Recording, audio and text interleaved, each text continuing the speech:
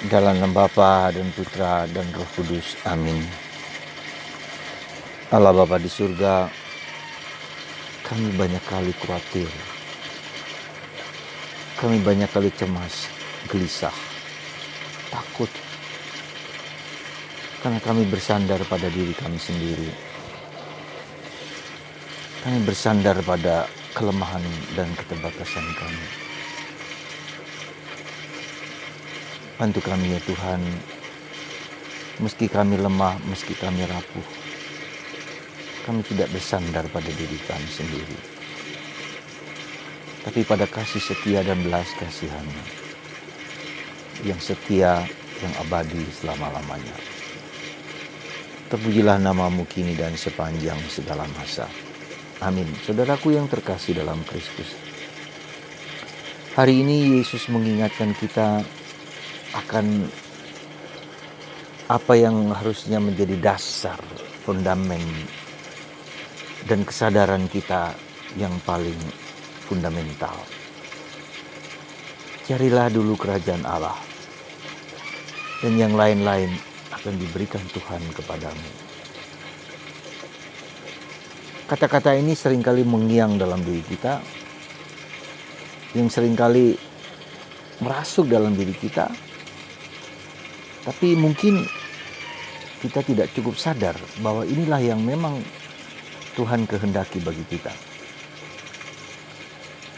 Kita tidak sadar supaya kita mengalami bahwa banyak kali kita menyandarkan diri pada diri kita sendiri, pada kemampuan, pada kehebatan, pada bahkan takut karena kekurangan kita sendiri. Artinya Tuhan membiarkan kita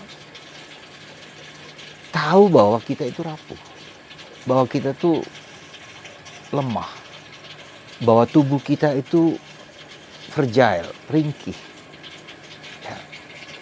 Bahwa tidak ada sesuatu pun yang dalam di dunia ini yang menjadi tempat sandaran kita yang paling kuat. Semua hancur, semua habis. Orang yang paling hebat sekalipun, orang yang paling luar biasa sekalipun, dengan segala kekayaan harta benda yang luar biasa pun akan habis juga. Tetapi itulah kita manusia, kecenderungan kita untuk terikat dan terpikat dan terlekat kepada sesuatu yang bukan Allah, itu sangat kuat.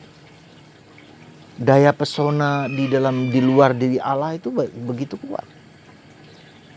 Kita terikat dan diikat oleh ciptaannya, bahkan ciptaan Tuhan itu. Karena memang indah, memang luar biasa daya pengaruhnya.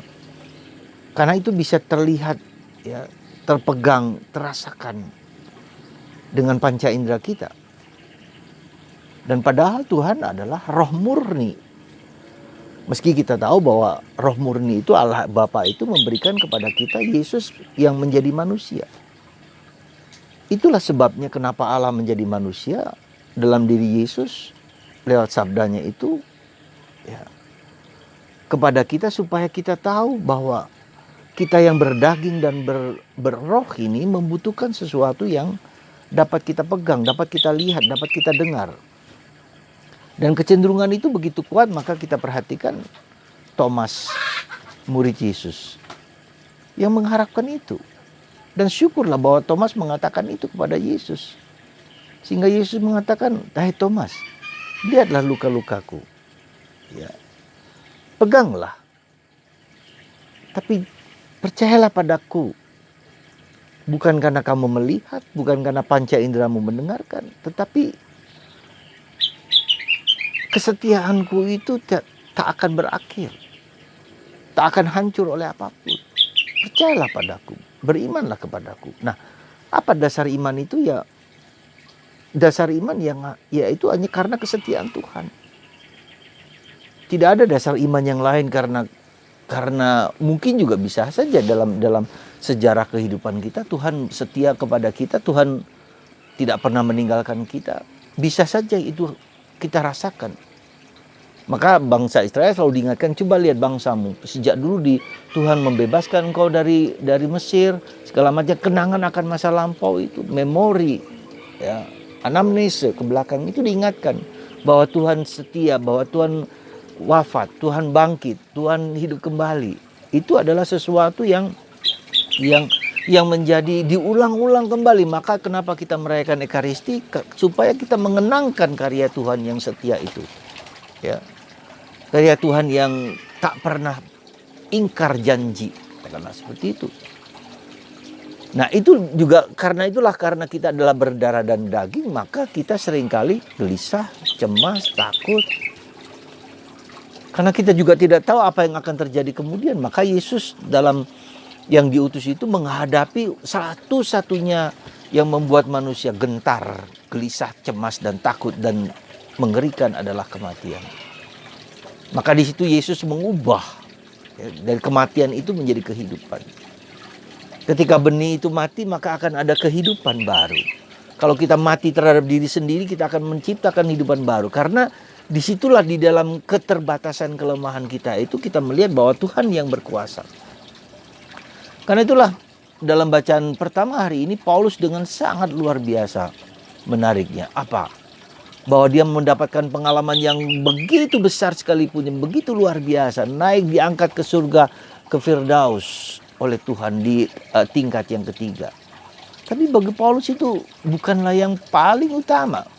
Seandainya itu dibanggakan, ya bukan dibanggakan sebagai manusia, tetapi dibanggakan karena Tuhan memberikan izin kepada dia. Paulus tidak menyandarkan kehebatan dirinya sendiri, tetapi justru di dalam kelemahan dia berbangga. Wah, ini luar biasa. Menurut saya Paulus ini luar biasa, sungguh luar biasa, karena dia tidak mengandalkan kehebatan kemanusiaannya. Kedikdayaannya, keluar biasaan dia, tidak ada artinya semua itu. Dan itu yang seringkali kita cari, saudaraku. Kita memulai mencari apa kehebatan, keagungan, keluar biasaan manusiawi kita. Ya. Dan itulah entah kita dengan harta yang kelihatan, dengan sesuatu yang kelihatan, entah kuasa, kehormatan, dan seterusnya. Bukan itu, saudaraku terkasih. Nah karena itulah maka ketika kita mencari sesuatu yang dapat menghancurkan diri kita, dapat membuat kita gelisah, membuat kita cemas. Ya. Apa yang sekarang ini di saat pandemi ini tidak mampu lagi mengatasi berbagai macam kehidupan dengan kematian yang di ujung mata, dengan tubuh kita yang rapuh, ringkih ini. Tidak bisa, tidak. Sekali lagi saudaraku terkasih, saatnya sekarang kita mulai mengubah cara pandang kita, mindset kita, cara kita melihat kehidupan ini. Ya, semoga dengan Yesus mengingatkan kita, carilah dulu kerajaan Allah. Yang lain-lain akan diberikan kepadamu. Mari kita mencari kerajaan Allah. Ya, mencari Yesus, menemukan Yesus. Dan kerajaan Allah itu siapa? Yesus sendiri. Ya, sekali lagi Yesus sendiri yang adalah kerajaan Allah. Ya, yang menjadi pegangan kita di dalam hidup ini. Semoga kita semua menemukan sang kerajaan Allah, sang raja itu di dalam kehidupan kita. Dan meskipun nanti kita mengalami berbagai macam penderitaan, berbagai macam kesakitan, kita tetap kuat, tetap tabah, karena bersandar kepada Yesus. Yesus mengatakan, apakah kekhawatiranmu dapat menyelamatkan hidupmu? Tidak juga. Tapi meskipun demikian kita tahu bahwa kita cemas, kita gelisah ketika kita sakit. Kita tahu bahwa kita penuh dengan keraguan-raguan, ketidakpastian. Pasti terjadi. Ya. Tapi mari kita bersandar kepada Yesus yang adalah jawaban atas segala kegetiran, ketakutan, kecemasan, kegelisahan hidup kita. Apapun bentuknya. Ya. Dan ketika kita mengalami itu, kegelisahan itu, saya ulangi sekali lagi kepada Anda, mari kita berdoa, datanglah Roh Kudus. Terus, ketika muncul pikiran-pikiran, ada orang yang sedikit paranoid, serba takut, serba gelisah, serba cemas, serba praduga, serba prasangka. Dan di saat seperti itu justru kita mau mengatakan, datanglah Roh Kudus, datanglah Roh Kudus. Terus dihantam gitu, datanglah Roh Kudus, datanglah Roh Kudus. Hanya Yesus yang bisa menyembuhkan, hanya Roh Kudus yang bisa menyembuhkan ketakutan dan kecemasan kita. Datanglah kepadaku kamu semua yang letih, yang lesu, berbeban berat, aku memberikan kelegaan kepadamu. Dan carilah dulu kerajaan Allah.